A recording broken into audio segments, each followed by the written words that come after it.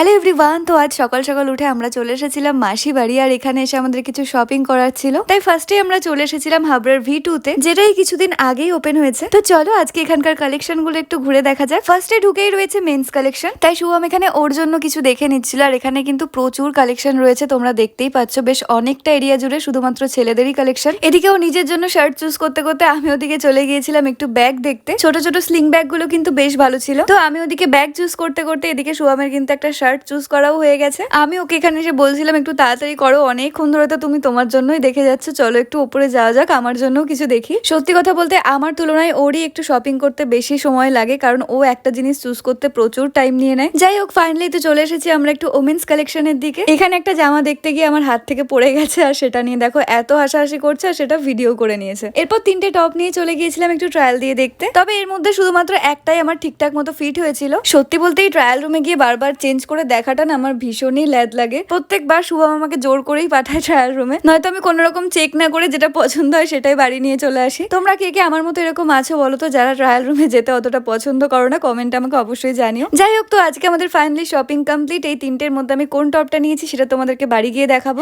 আজকের এই ছোট্ট মিনি ব্লগটা তোমাদের কেমন লাগলো কমেন্টে জানিও।